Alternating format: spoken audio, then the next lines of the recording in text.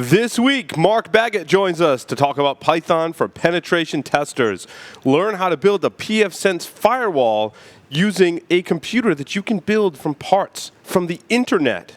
And we'll take a dip into the time machine. We're going to talk about MSO 8067, CCTV cameras being hacked, Conficker, and we'll have some updated news, including a judge saying that the FBI doesn't need a warrant to hack your computer.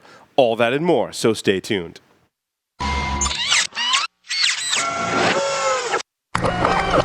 This is a Security Weekly production. Broadcasting live from G-Unit Studios in Rhode Island, it's the show where exploits run wild, packets aren't the only things getting sniffed, and the cocktails flow steady. It's Paul's Security Weekly.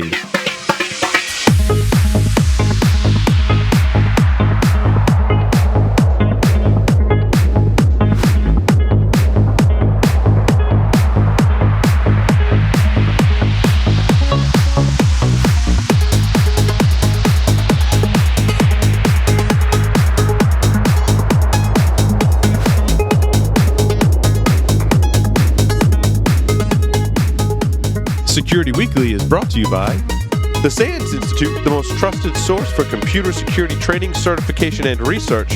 Visit SANS.org to explore the full curriculum and latest training offerings. Onapsis, the leading provider of solutions to protect ERP systems from cyber attacks. Customers can secure their SAP and Oracle business-critical platforms from espionage, sabotage, and financial fraud risks. Visit them on the web at onapsis.com. Pony Express. Check out their line of penetration testing devices, including the Pwn Pad, the Pwn Phone, and the Pwn Pro. For enterprises, there's Pwn Pulse, providing continuous visibility into wired, Wi-Fi, and Bluetooth spectrums across all physical locations, including remote sites and branch offices. For all those hard-to-reach places, there's Pony Express. Visit them on the web at ponyexpress.com. And welcome to the show. Here's your host. He's a man tonight who's rocking it like it's 2008. Paul Asadorian. Welcome, everyone, to Security Weekly. I'm, of course, your host, Paul Asadorian, joined here in studio by the lovely Larry Pesci. Welcome, Larry. Oh, hey, how's it going? Oh. It's going fantastic. You can kind of see a little bit of our set that we built, like a tiny, it looks really nice, the whole rest of it. You just have to trust me, though. It looks nice. You've got a really tiny set. There's a salad. There's a salad shooter up there. Is that what you're trying to say? We built a shadow box. We were in fact shadow boxing. Wow. Which I thought involved kung fu, but it doesn't. Like, did you have to go to Pinterest to get those ideas or something? Yeah, we did. I totally used Pinterest. All of our set design, we use Pinterest. That's right. On the lines via Skype, a Pinterest fan himself, Mr. Joff Dyer. Joff, welcome to the show. G'day, Paul. How are you? It's good to be here again. I'm not so sure I'm a Pinterest fan, but okay, we'll go with it. Go with it. Check it out, dude. You can totally redesign your office. It'd be awesome. You can build shadow boxes and everything. Make cupcakes for the kids. Oh, boy.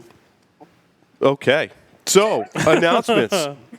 I don't think we have any announcements. Do we? I'll be in London next week, week after next teaching, but I'll be there a little early. Nice. Vegas for SANS, I think, when Pentest Hackfest.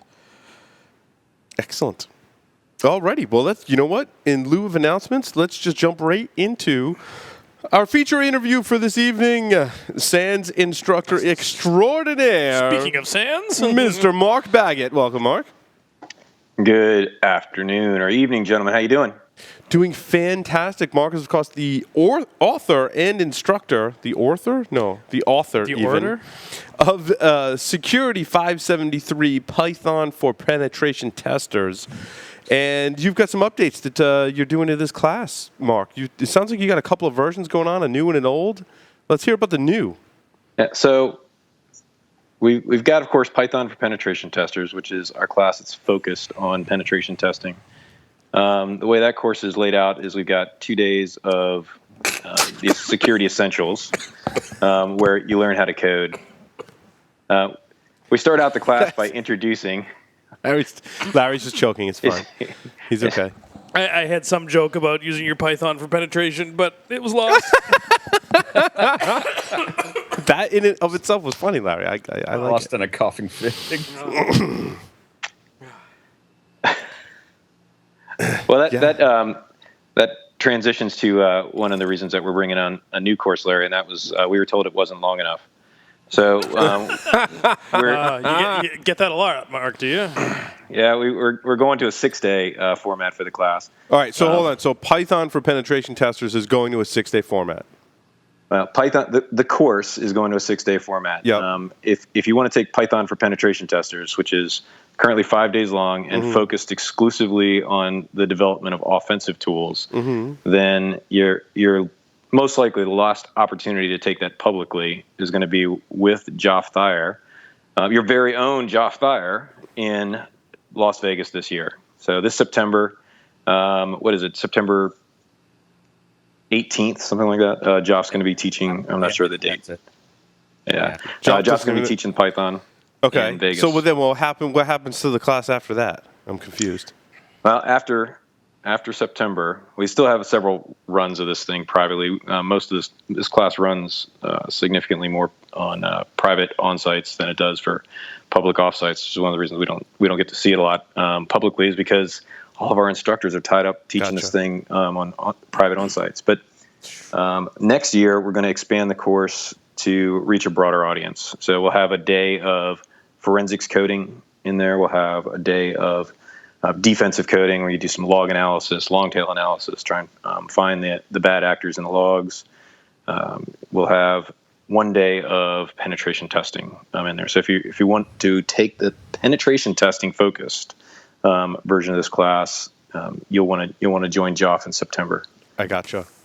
So you're not going to offer the Python for pen testers any longer? It'll be the essentials portion of it will be there, a complete rewrite of everything after that, and it'll be a 6-day class beginning next year. Oh, I see. So you're going to have two. You're going to have a 6-day Python for penetration testers, and then another 6-day like Python for security people? No, just the new Python. I see. And the name is still in there. It'll just be the 6-day version next year. I gotcha. But and that'll be both offense and defense. Correct. And a significant portion of the 5-day course is getting rewritten to construct the 6-day course. Correct. Yeah, I would say basically the first 2 days of the current 5-day course will stay, and then the remaining portion of the course is going to be a complete rewrite. That's pretty cool. And just a quick update on the dates there, seeing as I'm the one teaching it. It is September the 12th through 16th in SANS, Las Vegas. Excellent. Very good. Well, if you're interested in Python, you should definitely check out the class. I remember when it was was it a 1-day? It started as a 1-day. It was a 3-day class originally. It was 3 days originally. Okay. Yeah, and the original 3-day course was, we just jumped straight into the advanced material. And you can talk about prerequisites on the website, but it really just doesn't work. And so we had to introduce 2 days of how to code and an introduction to Python before we could really get into the advanced material. And of course, I really didn't want to have a course where somebody who knows how to code comes to the class and is bored out of their mind for 2 days while we talk about, how to print, what a variable is. Just start from the very basics, which is what the way the course is structured is. It's self-paced learning. We've got on day 1, the first thing we do is we introduce all of the labs and exercises, and then turn you loose and let you work through things on your own pace. And then I'll cover for the first 2 days the basics, or Geoff will cover for the first 2 days the essentials of Python coding. And the hope is that the extra labs, we've probably got 500 to 600% of more labs in the class than we cover in the course material, so that advanced users can work through material at their own pace. That's really cool. Can go far beyond the class. We maybe cover a small percentage of the actual labs and exercises that are available in the 5 days that we have there, so people can accelerate through the material and work faster than than we really have time to cover in the 5 days. Nice. So the concept of Pi Wars is still alive and well. Still alive and well, yeah. And in the 6 day, I'll rely on it even more heavily because, again, just to focus on that self-paced nature. I find that once I give Pi Wars to the students and say, here's the labs, here's how the class is going to run. Generally speaking, I will never see the eyeballs of the advanced users for the remainder of the week. They're gonna be heads down. They're gonna pop up and ask me questions. When they get to the point where they're stuck, they're gonna ask questions. I'll interact with them then. Give them a push in the right direction, and they're off and working at their own pace. Which I think, as somebody who learns how to code on their own, that's really what you want. You want an environment where you're given challenges that will walk you through a learning process. How to eat an elephant one bite at a time. If writing programs is an overwhelming idea to you, well, we'll just give you small pieces, small challenges that you can complete and work your way up to more advanced challenges, and let you do that on your own, and then have somebody available to help you through it. So, Mark, do you still find that it's mostly security people that go to your classes, or is it a good mix of programmers, or what's the ratio? I've got some people who are just straight out coders, right? They are coders who want to learn security, right? So they already know how to code in Python, and they are showing up to class to learn how to do development of backdoors and exploits, to learn how to write various tools with a security focus. The vast majority of the people are defensive people who want to learn how to do code, to analyze logs and things like that. And I would say probably 20% of the people that come to the class are actually penetration testers who are doing things. I also have a lot of forensics people that are coming to the class, which is why the course is being changed to match the audience that shows up. I gotcha. Well, it's I think a good time if you are a Python programmer and you're looking for work or extra work. You can contact us or contact me, Paul at securityweekly.com. We are hiring a part-time Python developer to work on a cool project. So, and Joff and Mark have already said no to me, so they don't like me or something. They just don't want to work for me. That's what it is. It's not personal. We love you, Paul. We love you, man. We just don't want to work for you. Wow. So yeah, send me some email. I am, again, like I said, looking for a part-time Python developer. Pretty cool if you've taken Mark's class. So you're looking for a little part-time Python? I'm looking for a little part-time Python, maybe some penetration testing with Python. Nice. Paul, what would be an excellent criteria for determining who you should hire would be the GIAC's new GPYC certification. Prove that you've got those skills in Python. GPYC? I'm really excited. Yeah, GPYC. You know me. You down with GPYC? Oh my god. Oh boy. So is that what does GPYC stand for? GIAC Python Coder.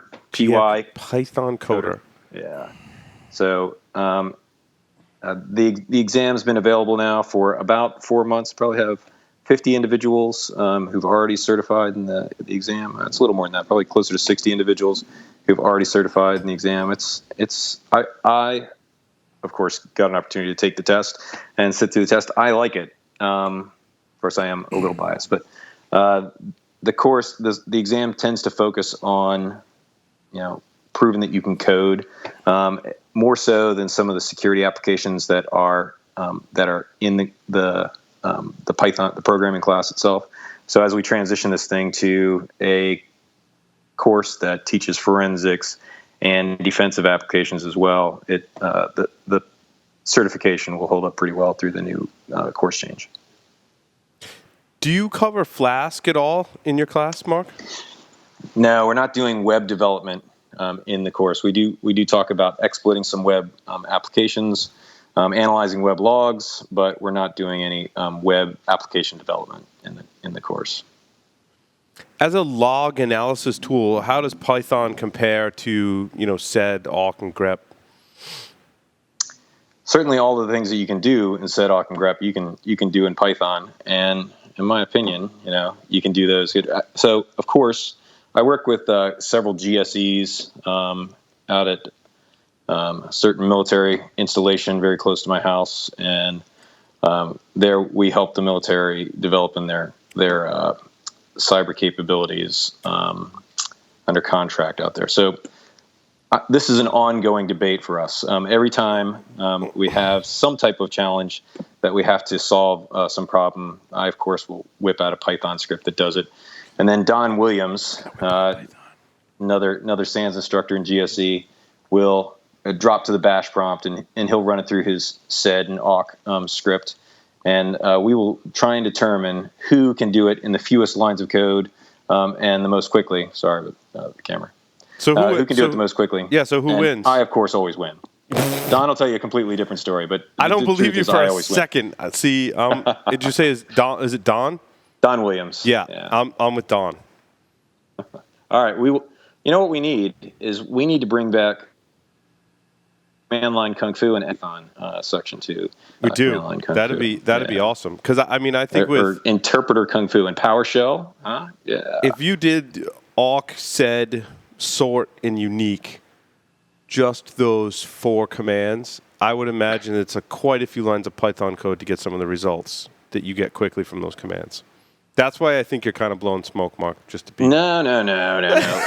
I'm challenging you on that. Unique is literally 2 function calls: list, set, and then give it a list of things, and it gives you back a unique list. Sorting things, that's the sort function. I can do it in 1 line. 1 line of code, Paul. You need to do the same thing with Bash. Here's what I want to see. I want to see a tutorial on how to use Python versus some of those tools. I'll do you one better. I'll put together an entire 6-day class on how to. Well, I don't want to pay for it.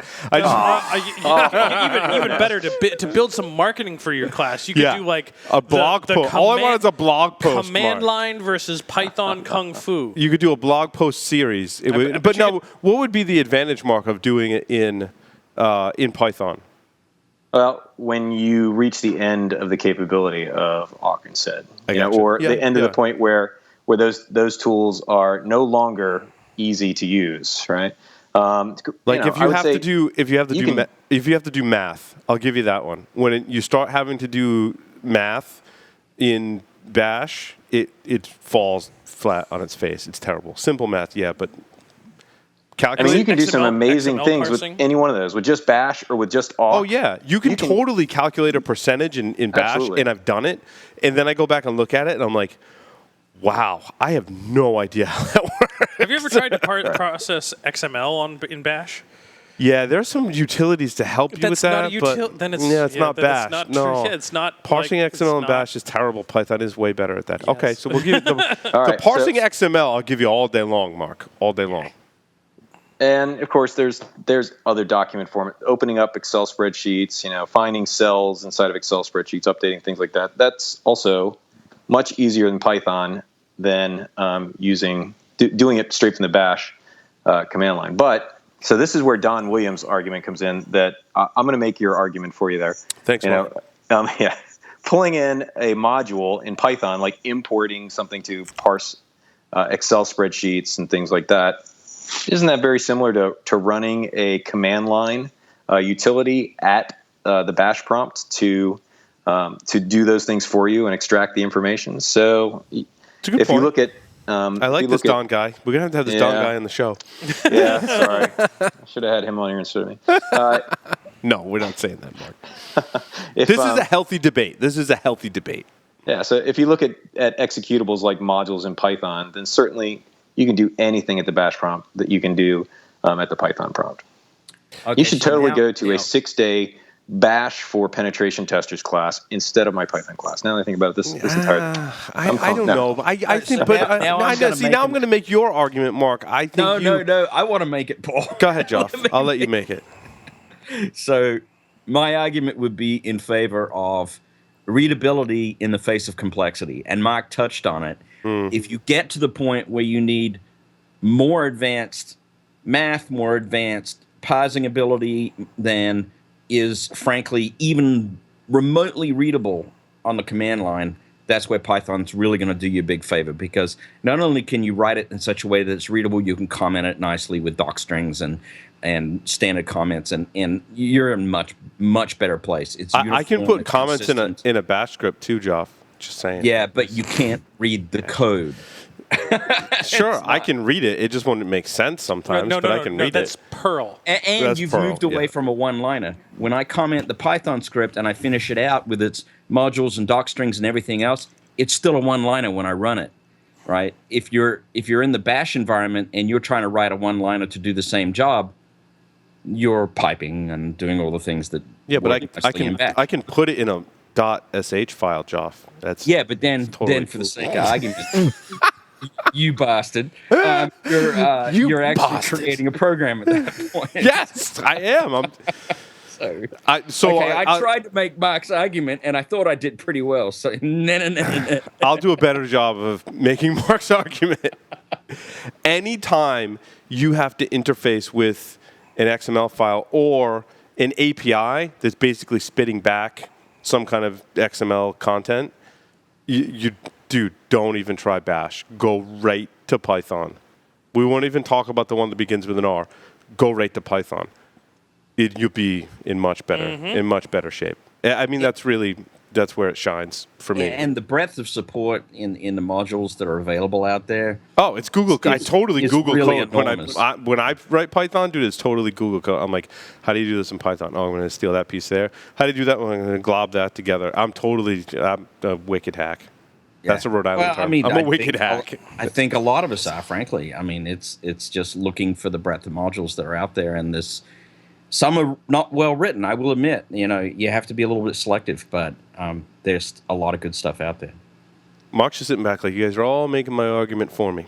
Yeah, it's really ask Mark another question. He's like, now everyone's going to take my class. This is great. But I think that's why you've got a great segment of the market, Mark, is because I have an extensive Linux and Unix background, but I quite often turn to Python in several of my projects. One reason is I will never be as good as Hal Pomerantz at the bash command line. And the other reason is because, like you said, you run into roadblocks. And I think as security professionals, whether you're attacking or defending, Python is the language. I'm going to be biased here. I'm going to start a war, right? But Python is the language for me. And hey, Paul, you just actually missed on one of the nice justifications. It is cross-platform. Yeah. And I did this just today. I actually found a 0-day this week, which I'm very excited about, and I can't talk about the details. Oh. But I used a combination of Java and Python and was able to do that cross-platform between Unix and a Windows environment. Anytime I say cross-platform with any language, it's cross-platform. It's air quote. I'm putting, for those listening to audio, it's air quotes cross-platform. I had 0 changes to the Python script when I pulled it over to Windows. Well, you're probably not interfacing with the networking stack or something like that. No, I wasn't. Admittedly, it was a relatively simple script, but that's simple stuff. me. But if you start accessing devices, we should really let Mark talk. I mean, yeah, we really should. Mark, what are your thoughts on cross-platform capabilities in Python? That's an interesting question, and it's one that I've had a debate with some students on. So the way that the Python for Penetration Testers course is written, everything we do in the entire course, with the exception of what we do at the second half of day 4, is 100% cross-platform compatible. So you could take the backdoors that we develop on Linux, and we do in our labs. We develop backdoors that interface with sockets, communicate across the network. We write them on Linux. We move them over to Windows. They work just fine there. Everything that we do to interface with websites, we do it in a way that's cross-platform compatible and built into every Python installation. So we will intentionally not use some awesome modules out there like the request module. The request module is awesome, but it's not built in, right? I know. But anytime you need to interface with a website for any reason, request is awesome.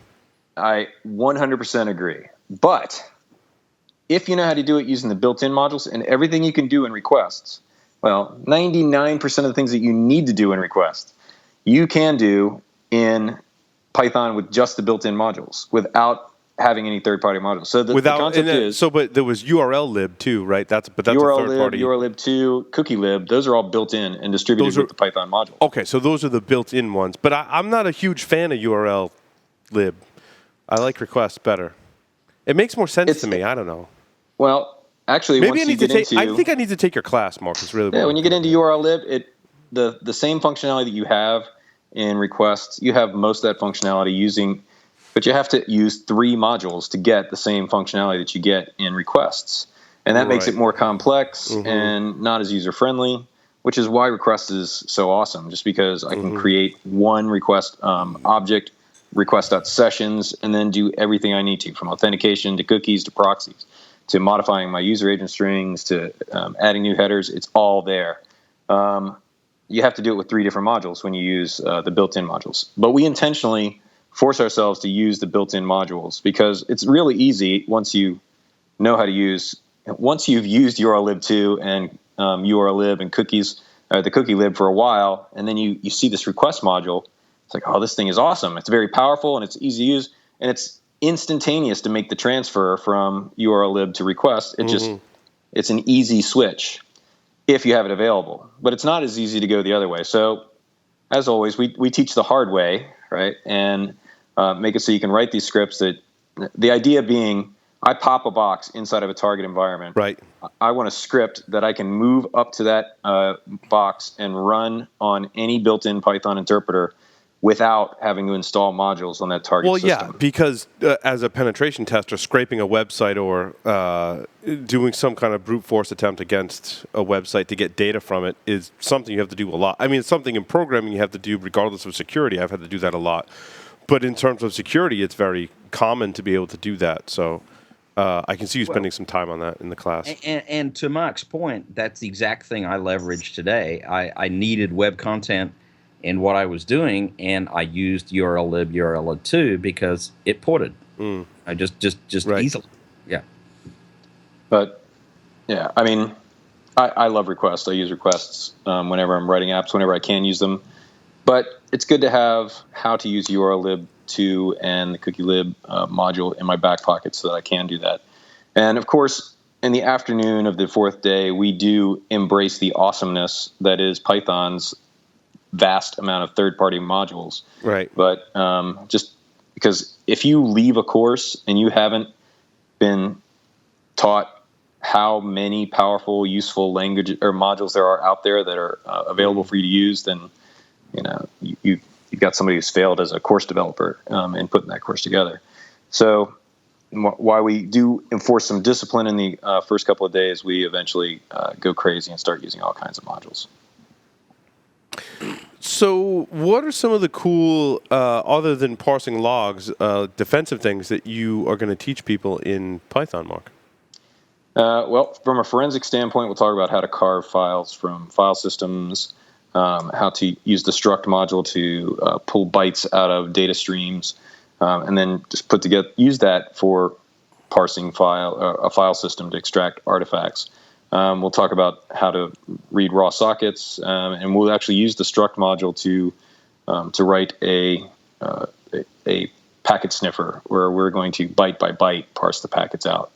We'll talk about how to use third-party modules to data like images and things like that.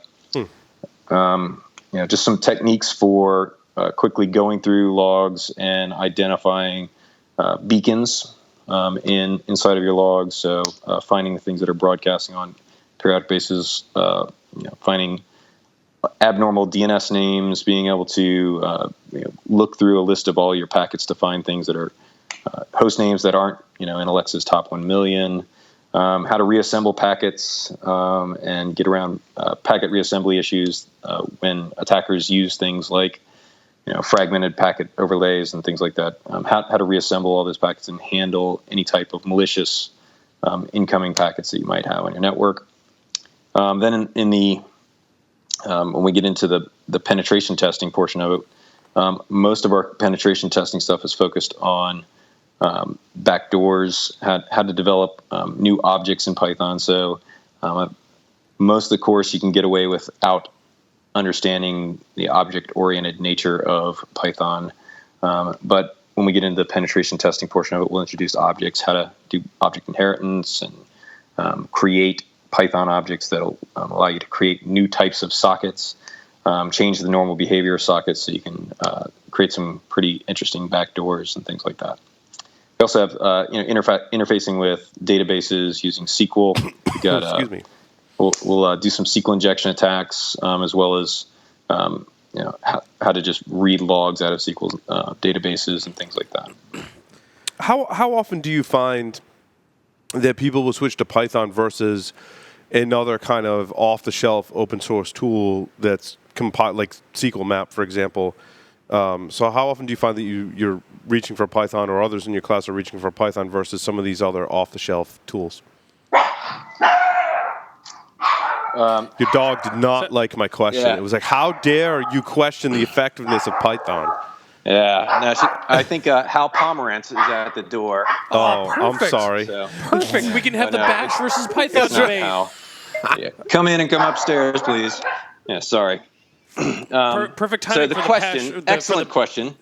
Bash versus Python debate. Now that Hal's here, That's right. It's not Hal. Hal is going to show up. This is GSE number 134. Dustin Lee just arrived at my house. I like how you denote your friends by their GSE certification number. That is correct. That's very nerdy of you, Mark. Yes. It's easy to remember because his last name is Lee, and his GSE number was almost 133.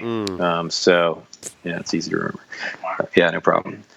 So your excellent question is, when do I go to a Python script versus using an existing open source tool like SQL Map or something like that? you can tell he's a SANS instructor. He repeated the question without being prompted.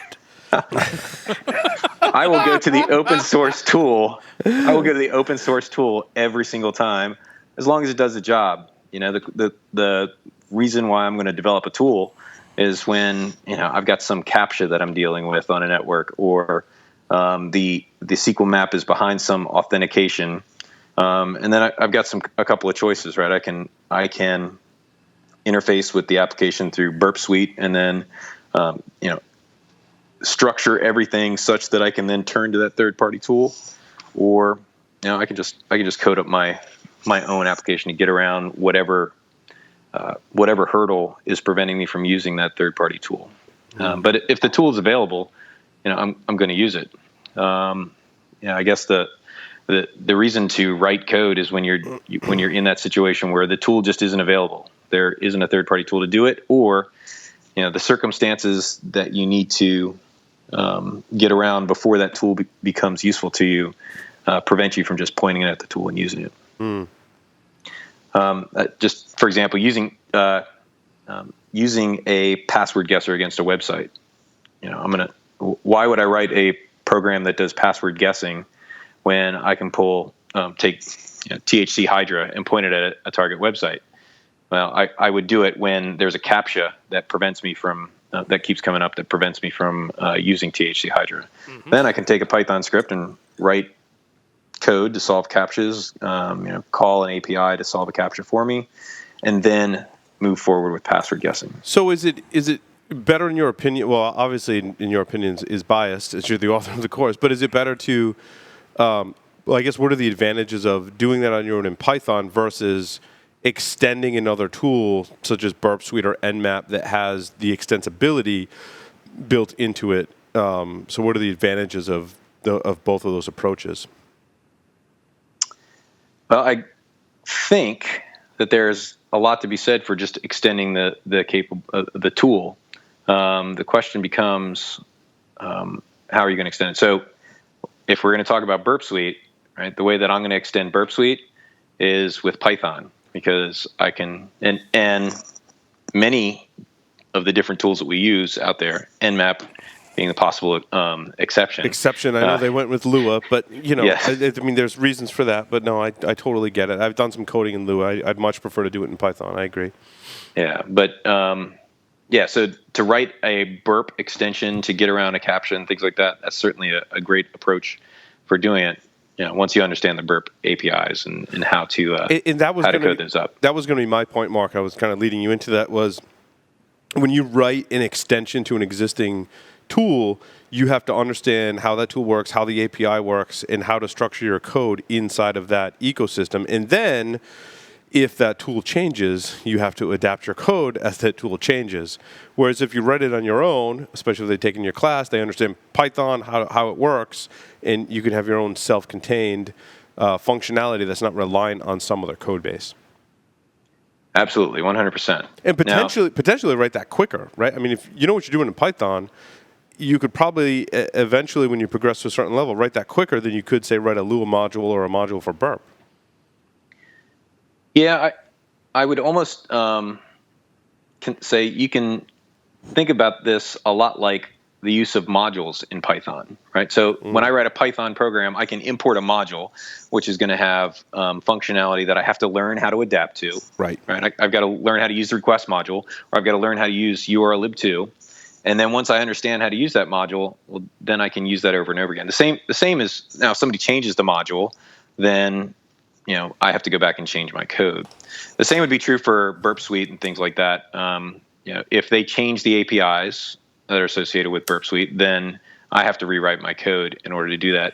So there's a learning curve for either one of them, but there is certainly something to be said for, having written everything that's in your code and not having it to be self-contained or part of another project. I can take my Python program that I've written that solves CAPTCHAs and interfaces with websites and give it to anybody with a Python interpreter. I can take my Burp plugin and give it to anybody who has Burp.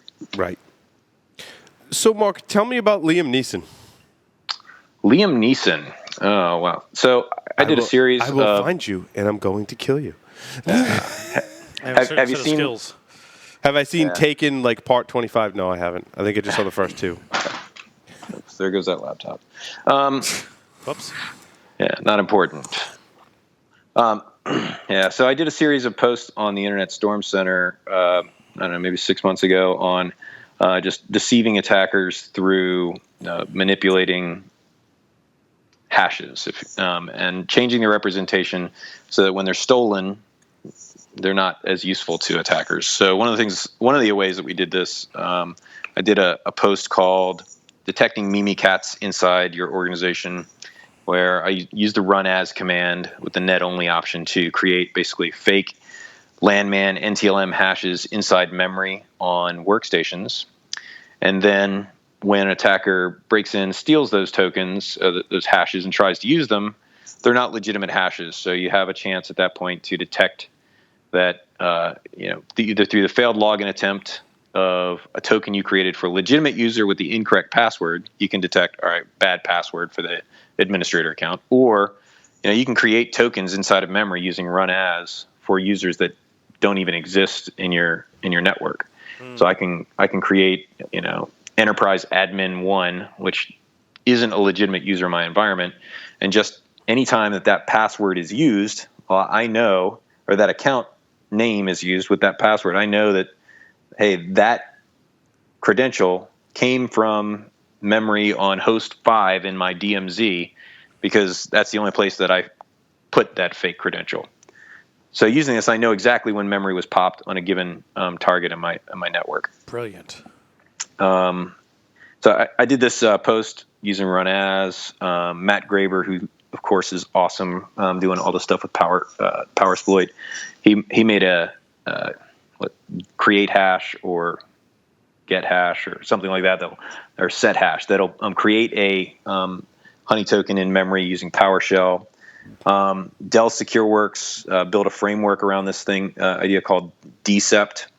I think it's short for deception, where you put an agent on your targets and it'll create these hashes in memory. And then they have a sniffer that you run on your server that will look for those fake credentialed logins so that you know exactly where those hashes were stolen from. And it alerts and tells you, all right, this box has been popped and credentials have been stolen there. Let's see, that in Metasploit they added a defensive or a counter-offensive measure, if you will. They added a script that will allow you to do LDAP queries against the host names or the usernames that you've dumped against an Active Directory server, just to make sure that they are actual accounts, so that it'll identify which ones are the honey hashes versus the ones that are legitimate credentials. So this was an interesting idea. I posted that on the Internet Storm Center. It's got picked up, and a lot of interesting things have been happening with it. And then somebody asked me, hey, can you do the same thing on Linux? And I thought about it for a while. I didn't come up with any ideas right away. And then I saw something posted on somebody else about it, a way you could use control characters to change the way a file appears. So I wrote a tool called Liam Neeson. You take Liam Neeson and you give him a copy of your shadow file. And what Liam Neeson does is he goes in, and at the end of your shadow file, you go to the bottom of the shadow file, and then you start inserting control characters that'll move the cursor back to the top of the screen, and then start printing over the lines that are in your shadow file. And it overwrites all of your hashes with the Liam Neeson soliloquy. I don't know who you are. If you want money, I don't have any. But what I do have is a very particular set of skills, blah, blah, blah. If you leave my system alone now, I'll forget about this. If not, I will hunt you down, I will find you, and I will kill you. So that's what your shadow file looks like when somebody types cat Etsy shadow. That's awesome. Yeah. So that was fun, but it's really a bad idea to actually defend your network, because if anybody ever actually uses Liam Neeson in a production environment and you pop that box, the appropriate response is to replace their entire shadow file with the phrase "good luck," because that is the appropriate response. But the idea is a good one. So I can go to the end of my shadow file and I can add some control characters, and rather than replacing it with something that taunts the attacker, I can go up and just change one letter in each of my hashes that are in the shadow file. So then when an attacker does a cat Etsy shadow and copy and paste the hash and starts to crack them, they may actually eventually crack one of those hashes, but it's not going to come back with the original password. It's going to come back with some gibberish or something else other than your password. Could you also do the So that's same? the idea of Liam Neeson. Could you also do the same thing with SSH keys? Oh yeah, anything that. So we're just using control characters to change the way it prints to the screen. Oh, I see. So, if I have access to your if I have access to your shadow file, if I transfer that to another system, and then those files will move forward with it. So a cat on that new system will also do it. But if you open it up in gedit, vi, whatever, you're gonna see the hashes, and then down at the bottom you'll see the control characters that are there. So it's only if I dump the contents of that file to the screen, no matter where I've transferred that file to, the control characters are still there. I gotcha. So you could do the same thing with keys. Although if I have the private key, and probably or the authorized keys, it's the same kind of thing, I guess. Right. Yeah. Or as Dustin Lee, GSE number 134. Dude, your couch looks like 60 feet long when you do that. Yeah. That's a really big couch. Hey, I've sat on that couch. It is a really big couch. Yeah. As Dustin would say, where do you take your cat when your cat is sick? You take him to the vet, right? So cat with the -VET command line option will ignore the control or print the control characters and not allow them to overwrite what's on your screen. So run cat with -vet Etsy shadow, and you will never be fooled by Liam Neeson. That's the Chuck Norris of command line tools. I'm going to add that as an alias to all of my systems tonight. There you go. That's how nerdy I am. That's how I'll spend my evenings. Can you also add the FUCK alias? Yes. You know what that one does? No. That repeats the last command with sudo in front of it. What? So you type a command and it says permission denied. You type a command and it says permission denied. So fuck, and it does the last command with sudo in front of it. That's great. I like that. That's on all my systems. Sudo bang bang. Yeah. Exactly. Well, fuck. Sudo bang bang. It's shorter. Fucking By shorter. 5 characters. Yeah. All right. I like that. Efficiency mark. Come on. Less typing. People think that Linux and Unix people like to type. We hate to type. That's why we have all these shortcuts. So we type. Why do you think it's a command called ls? That's right. So alias to L for most people. So we type less. Not literally type less, but you know what I'm saying. Yeah. Type less frequently. Well, that was a nerdy joke too. Oh. Oh boy. So, Joff, more questions for Mark. I don't feel like you've harassed Mark quite. I did a lot of harassing of Mark. I don't know. Mark and I have known each other for years. We talk about. Well, do tell an embarrassing story then. It wouldn't be so much me because I don't know that I have an embarrassing story on Mark. Although I think he has a few on me. You know, he Okay, so Joff, be quiet now. Mark, tell your embarrassing stories about Joff. Well, all I can say is everyone should come to SANS Fire, and you should take the Python class from Joff. But you should not bring any soft, cuddly animals with you when you come, because they are certainly not going to be safe if Joff Thayer is in town. That's really frightening. Yeah, we'll just leave it alone, just like that. He may in fact run over them with a car. That nails it right there. Yeah. I will provide a free Hack Naked T-shirt to anyone that brings a soft, cuddly animal to Joff's class and takes a picture with Joff. Like Joff is teaching, and the soft, cuddly animal is like in the frame. Yeah, send us that picture, and I'll send you a free Hack Naked T-shirt. We also need a 1969 Volkswagen 1600 in the picture.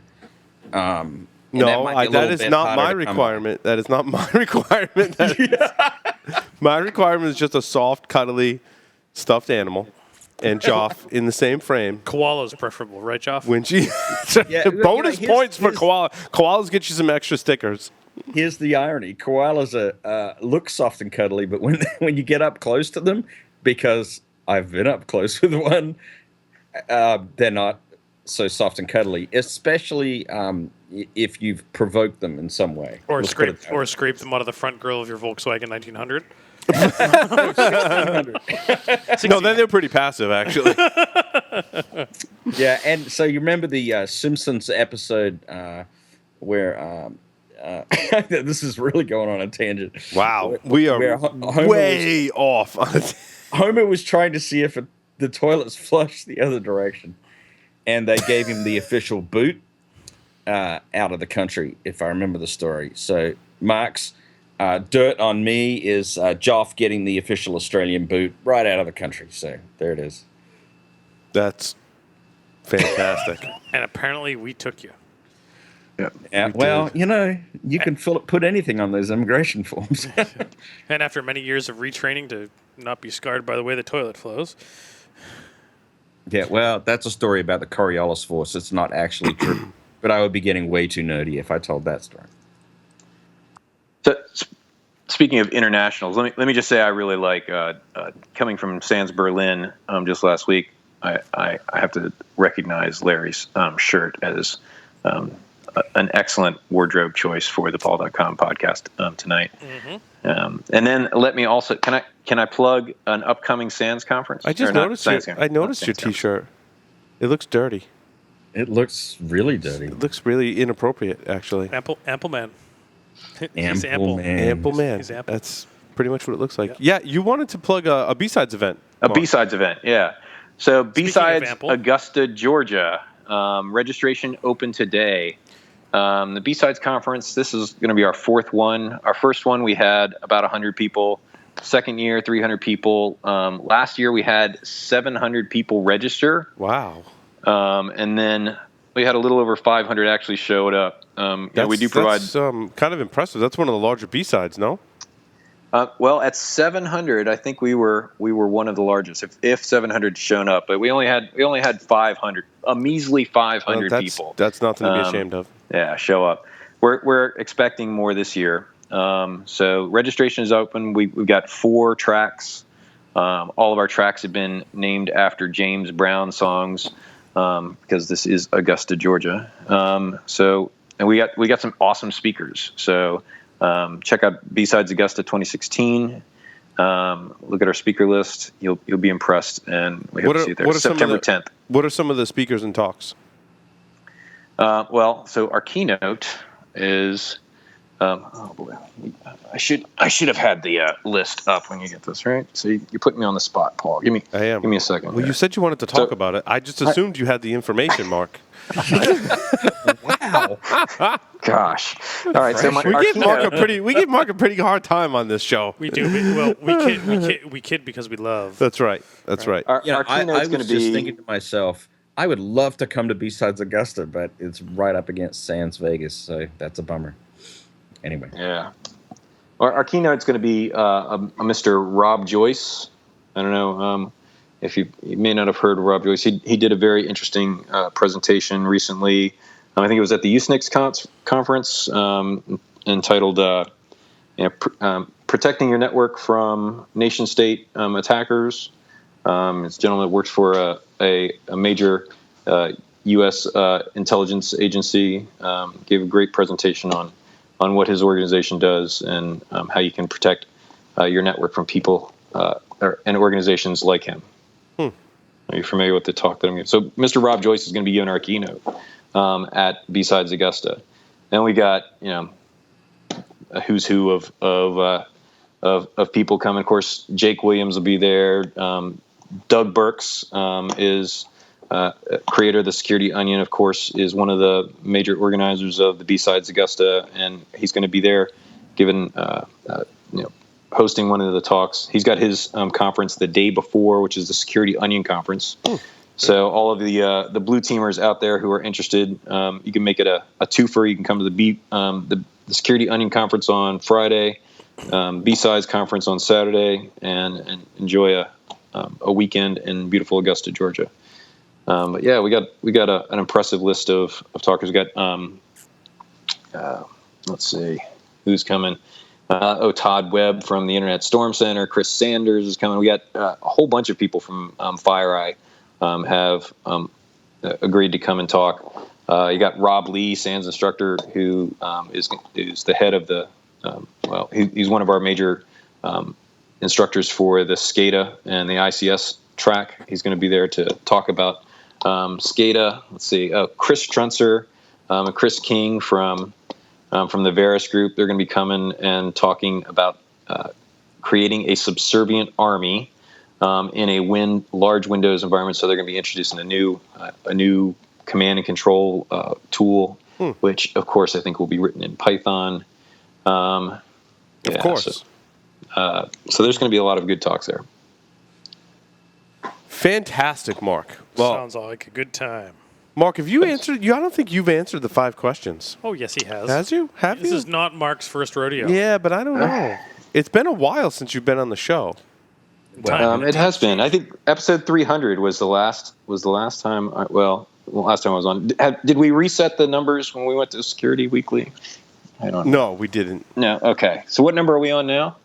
This is 471. Okay. Well, it hasn't been that long. Only 171 episodes. That's right. 3.5 years, right? Well, you know what? We'll make him answer them again, since this is like Ralph. All right, maybe Hal's not. here.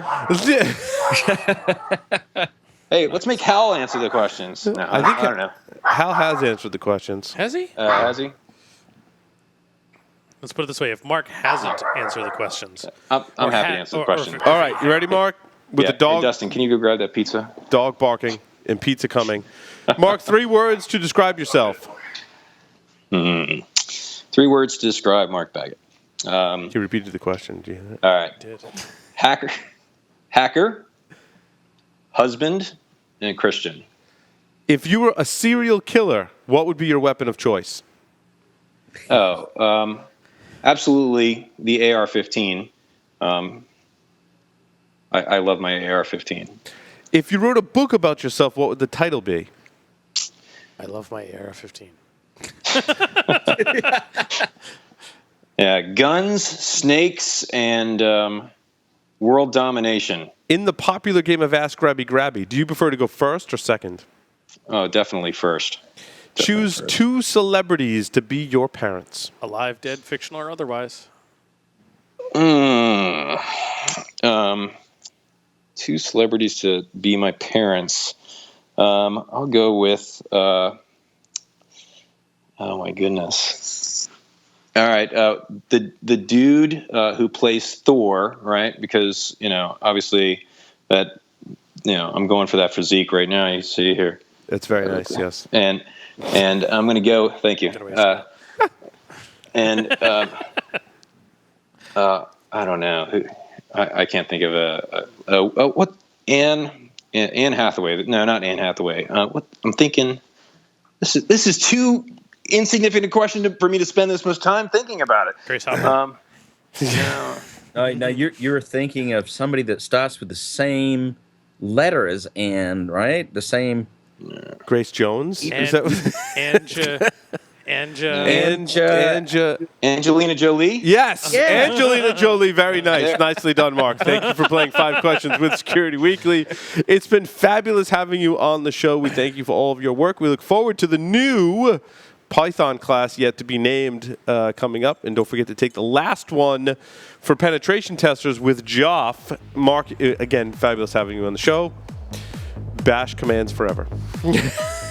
Oh, my gosh. All right, thanks for having me. Have a good night. You too. Take care. You Bye-bye. download GYPC. Yeah, With that, we are going to take a short break. Come back with a fabulous technical segment right after we make some more cocktails. Stay tuned. He said cock. Tails.